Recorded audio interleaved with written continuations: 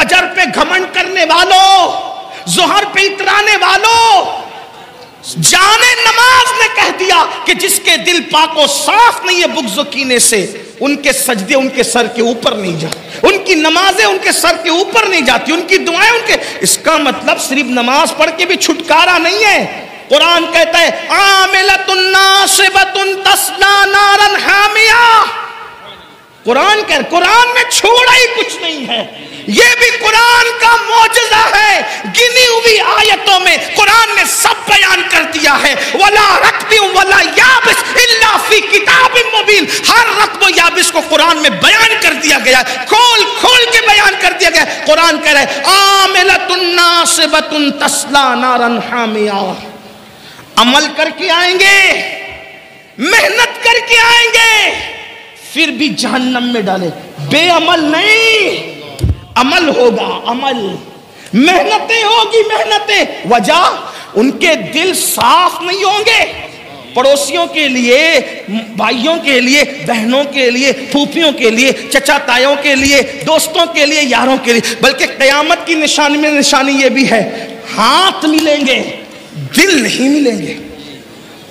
عید پہ گلے تو ملتے ہو، سینے سے سینہ ملتا ہے، دل کب ملا؟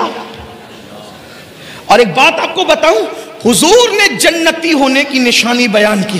آقا نے فرمایا اے انس، صبح اس حال میں کرنا کہ تیرے دل میں کسی کے لیے کینہ نہ ہو. آقا فرماتے، سن لیں حدیث پاک کا مفہوم. کیا فرمایا؟ اے انس، صبح اس حال میں کرنا کہ تیرے دل میں کسی مسلمان کے لیے کینہ نہ ہو. یہ میری سنت ہے، اور جو میری سنت پر عمل کرے گا جنت میں میرے ساتھ جائے گا. سبحان اللہ، سبحان اللہ. اگر حضور کا ساتھ جنت میں چاہتے ہو، دل کو صاف کر لو. اب کہتے ہیں ارے حضرات ہم تو دعا کرتے قبول نہیں ہوتی. سیدنا ابو ہریرہ دمشق گئے، ملک شام. جب دمشق گئے تو لوگوں نے کہا اے صحابی رسول آپ دعا کیجئے. توجہ کرنا، آپ دعا کیجئے. صحابی کی دعا ہم سب کے حق میں قبول ہوگی. حضرت ابو ہریرہ نے فرمایا ایک ہی شرط پہ دعا کروں گا. توجہ ہے نا آپ کی؟ توجہ بہت اچھے سے سن رہے ہو، لیکن مزید توجہ، بہت اہم موڑ پر گفتگو آ رہی ہے. کیا فرمایا؟ ضرور دعا کروں گا، شرط ہے اگر کسی کے اپنے رشتہ دار سے رشتہ ٹوٹا ہوا ہے تو پہلے وہ میری محفل سے باہر نکلے. کیونکہ رشتہ داروں کے لیے کینے والوں کے درمیان میں دعا نہیں کروں گا. کیونکہ میں نے اپنے نبی سے سنا جس محفل میں رشتہ داروں کے لیے کینے والے موجود ہوں، رشتہ توڑنے والے موجود ہوں، رشتے کو منقطع کرنے والے موجود ہوں، اللہ دعا قبول نہیں کرتا. فرماتے ہیں میری دعا اگر لینا ہے تو پورے مجمع میں جس نے اپنے رشتہ داروں سے بات بند کر رکھی ہے باہر جائے. مگر وہ خیر القرون تھا، وہ خیر القرون تھا. اگرچہ اصحاب رخصت ہو رہے تھے لیکن سینئر تابعین کا دور شروع ہو چکا تھا.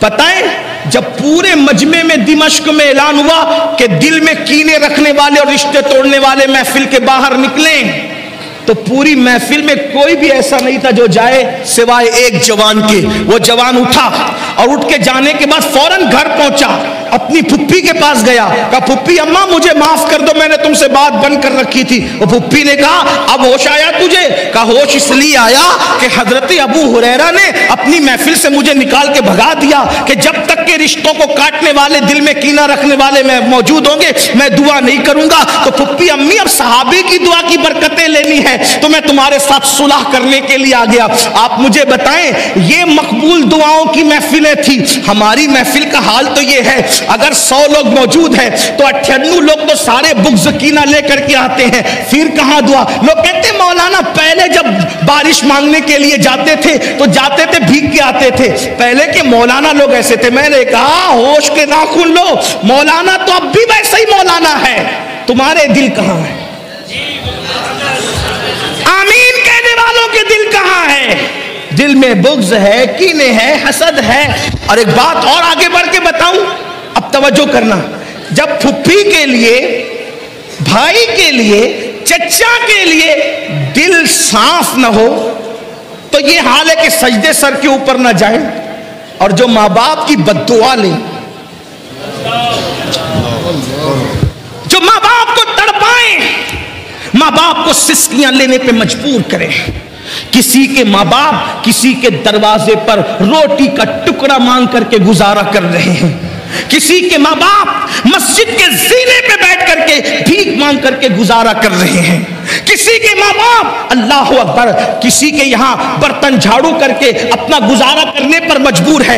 اے میری قوم کے جوانوں، یاد رکھو، جب تک کہ اللہ کے بندوں کو خوش نہیں کرو گے اس وقت تک اللہ آپ سے ہم سے راضی نہیں ہوگا. سرکار غریب نواز رضی اللہ تعالیٰ نے ارشاد فرماتے ہیں کہ بندوں کے دل سے اللہ تک پہنچنے کا راستہ جاتا ہے، یعنی جب تک دلوں کو خوش نہیں کرو گے اس وقت تک تم اللہ کو راضی نہیں کر سکتے.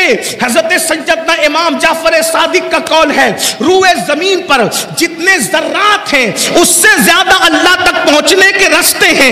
اللہ تک پہنچنے کا سب سے قریبی راستہ جو ہے وہ اللہ کے بندوں کو خوش کرنا ہے، ان کی خدمت کرنا ہے. مجھے بتاؤ، جب عام بندوں کو خوش کرنے پر، عام بندوں کی خدمت کرنے پر اللہ یہ مرتبے عطا فرماتا ہے، تو وہ لوگ جو اپنے ماں باپ کی دعائیں لیتے ہیں، وہ لوگ جو اپنے ماں باپ کو خوش کرتے ہیں، وہ لوگ جو اپنے ماں باپ کی خدمت کرتے ہیں، بڑی معذرت کے ساتھ کچھ ایک طبقہ نماز کی طرف تو آ گیا، ایک طبقہ داڑھی کی طرف تو آ گیا، ایک طبقہ ٹوپی کی طرف تو آ گیا، لیکن جب ان کی پرسنل لائف میں جھانک کر دیکھو، ان کی نجی زندگی میں دیکھو تو ان کا سلوک ماں باپ کے ساتھ کچھ اچھا نہیں ہے. اللہ اکبر، ماں باپ پر ہزاروں تقریریں ہوتی ہے، درجنوں تقریریں ہوتی ہے، اثر کیا ہے؟ بڑی معذرت کے ساتھ چلے دوسروں نے جو کہا ان کو چھوڑیں. مسلک اعلیٰ حضرت میں ماں باپ کی کیا اہمیت؟ وہ کیا مسلک کا نعرہ لگاتے ہیں؟ ہم مسلک کا نعرہ، ہمارا حال یہ ہو گیا میٹھا میٹھا ہپ ہپ، کڑوا کڑوا تھو تھو. مسلک اعلیٰ حضرت میں جہاں اشداء علی الکفار ہے وہیں پر رحماء بینہم بھی ہے. ہم نے اشداء علی الکفار کو ہائی لائٹ کیا، کرنا بھی تھا اور ہونا بھی چاہیے، لیکن شاید ہم نے رحماء بینہم کو بلا دیا. اسی لیے جو نرمی ایک دوسرے کے لیے ہونا چاہیے، بعض لوگوں میں، بعض کی بات کرو سب کی نہیں، بعض لوگوں میں کہیں نہ کہیں وہ چیز اٹھ گئی. نعرہ تو لگائے گا جلسے میں مسلک اعلیٰ زندہ باد، نبی کا دامن نہیں چھوڑیں گے، غوث کا دامن، اور گھر پہ ماں کو ڈانٹ کے آیا ہے، بس کر، تجھے کتنا پیسہ دوں دوائی کے. سب ایسے نہیں ہوتے، لیکن میں بات کر رہا ہوں جوانوں کی. امام اہل سنت سیدی اعلیٰ حضرت امام احمد رضا خان محدث بریلوی لکھتے ہیں ماں باپ کا ادب کیا ہے. فرمایا جب اپنے ماں باپ سے گفتگو کرو پہلے ان سے اجازت لو. توجہ کریں، میں سمجھتا ہوں کہ اگر ہاتھ اٹھوا لیے جائیں نا میرے بھائیوں ہاتھ، تو شاید کتنے ہاتھ ہوں گے جو اٹھ سکیں گے. کون لوگ ہیں جو ماں باپ سے اجازت لے کے گفتگو کرتے ہیں؟ پہلی بات تو ماں باپ ترستے ہیں میرے بھائی کہ میرا بیٹا مجھ سے گفتگو تو کر لے. فون پر لگے ہوئے ہیں کسی لڑکی سے ناجائز تعلقات بنانے میں، گھنٹوں اس کو پٹا رہے، پھسلا رہے، اور ادھر بوڑھی ماں انتظار کر رہی میرا بیٹا مجھ سے بات تو کر لے، مجھ سے میری خیریت تو پوچھ لے. یہ حالات ہیں. بوڑھے ماں باپ سے بات کرنے کو فرصت نہیں، دوستوں کے پاس رات کے 3-3 بجے تک بیٹھ رہے، انٹرنیٹ لے کر کے رات کے 3-3 4-4 بجے تک بیٹھ رہے. ماں باپ سے خیریت پوچھنے کا وقت نہیں. سنو، میرے امام لکھ رہے، امام اہل سنت، کہ جب ماں باپ سے بات کرنا ہو تو اس طریقہ یہ ہے کہ پہلے ان سے اجازت لو، اور اجازت لینے کے بعد بات کا طریقہ کیا ہو؟ اے بڈھی، اے بڈھا، ڈوکری ڈوکرا، یہ سب نہیں، بلکہ فرماتے ماں باپ سے اجازت لے کر جب ان سے بات کرنے کا وقت آئے تو ایسے بات کرو جیسے غلام اپنے آقا سے بات کرتا ہے. یہ ہمارے یہاں گفتگو کرنے کا انداز ہے. کسی کے پاس دنیا کی ساری نعمتیں ہوں، مال ہو، منال ہو، یہ ہو، اقتدار ہو، سب کچھ ہو، اگر ماں باپ کی رضا اس کے دامن میں نہیں ہے، ماں باپ کی خوشی اس کے دامن میں نہیں ہے، اس سے بڑا ناکام انسان کوئی نہیں۔ ماں باپ کا دل دکھانے والا ایک دن زوال پذیر ضرور ہوگا، ماں باپ کو تکلیف پہنچانے والا ایک دن ذلت کے گھاٹ ضرور اترے گا، ماں باپ کے دل کو اذیت پہنچانے والا، ماں باپ کی بد دعا لینے والا ایک دن برباد ضرور ہوگا۔ علامہ زمخشری آخری عمر میں لنگڑے ہو گئے تھے، لنگڑے، تفسیر کشاف کا مصنف علامہ زمخشری لنگڑے ہو گئے۔ کسی نے پوچھا حضرت اتنے بڑے مفسر قرآن، اتنے بڑے عالم، آپ لنگڑے ہو گئے؟ فرمایا یہ میری ماں کی بد دعا کا نتیجہ ہے۔ میرا بچپنا تھا، بچپنے میں ماں کی زبان سے بد دعا نکل گئی، اور یاد رکھنا ماں باپ کی دعا بھی اثر دکھا کے رہتی ہے اور بد دعا بھی اثر دکھا کے رہتی ہے۔ اللہ کے بندو، زمخشری کہتے ہیں کہ ایک دن میں بچپنے میں چڑیا کے ساتھ کھیل رہا تھا، چڑیا کے پاؤں میں نے دھاگا باندھ رکھا تھا اور چڑیا کو چھوڑ دیتا اور وہ اڑتی چلی جاتی، پھر چڑیا کو دھاگے سے پکڑ لیتا، پھر وہ میرے پاس آ جاتی۔ ایسا ہوا کہ چڑیا کو میں نے چھوڑا اور وہ جا کے گھونسلے کے اندر گھس گئی اور پیروں سے گھونسلہ پکڑ کے بیٹھ گئی۔ میں نے کھینچا کھینچا کھینچا، نہیں نکلی، زور لگایا تو چڑیا کی ٹانگ جو ہے وہ دھاگے میں آ گئی۔ میری ماں کو غصہ آیا، ماں نے کہا زمخشری تو نے ایک چڑیا کا پیر توڑ ڈالا۔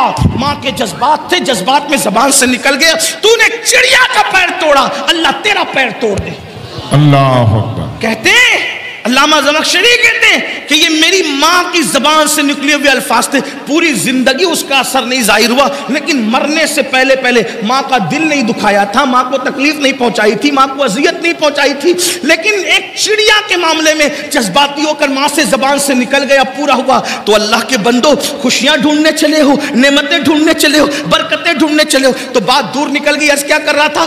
جب تک سینے کینے سے پاک نہیں ہوں گے تمہارے سجدے اور دعائیں سر کے اوپر نہیں جائے گی۔ ایک بات اگر نہ کہوں تو میرا دل نہ بھرے گا۔ اب آپ مجھے یہ بتائیں، جب امتی کے لیے دل میں کینہ رکھے تو اس کی نماز سر کے اوپر نہیں جاتی، اگر امتی نبی کے لیے دل میں کینہ رکھے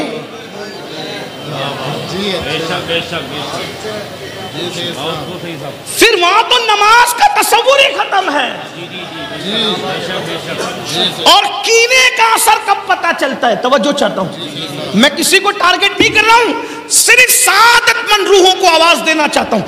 کینے کا تصور کب پتا چلتا ہے؟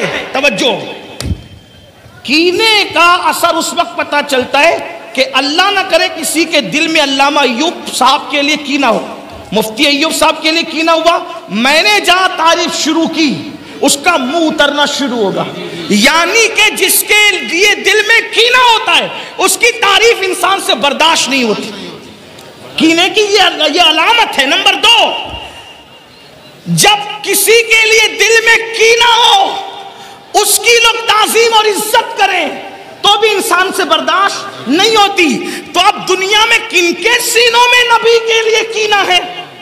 اگر تلاش کرنا ہو تو پھر ہم سلیکشن نہیں کریں گے کیونکہ ہمارے پاس کوئی علم غیب نہیں ہے، لیکن علامتیں تو ہیں نا۔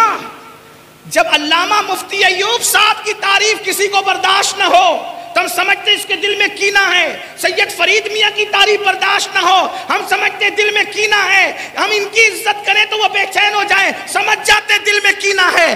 اب دنیا میں ڈھونڈو ایسے لوگوں کو کہ کلمہ پڑھ کے بھی کوئی اتنا بد نصیب ہے کہ نبی کے لیے کینہ رکھتا ہے، تو دیکھ لو اگر ہیرو ہیروئن کے زلف و رخسار کی تعریف کرے تو لوگوں کو کوئی تکلیف نہیں ہوتی، اور نبی کی نعت شروع کر دو تو لوگ ادھر ادھر دیکھنے لگتے ہیں۔ پتہ چلا جن کو ہیروئن کی زلف و رخسار کی تعریف بے چین نہیں کرتی، ان کو واللیل والے چہرے والے کی تعریف اگر بے چین کر دے، پھر کسی برادری کا ہو، کسی خطے کا ہو، کسی قبیلے کا ہو، کسی ذات کا ہو، کسی بات کا ہو، کسی بھی ڈگری کا مالک ہو، وہ سب کچھ ہو سکتا ہے لیکن رسول اللہ کا وفادار نہیں ہو سکتا۔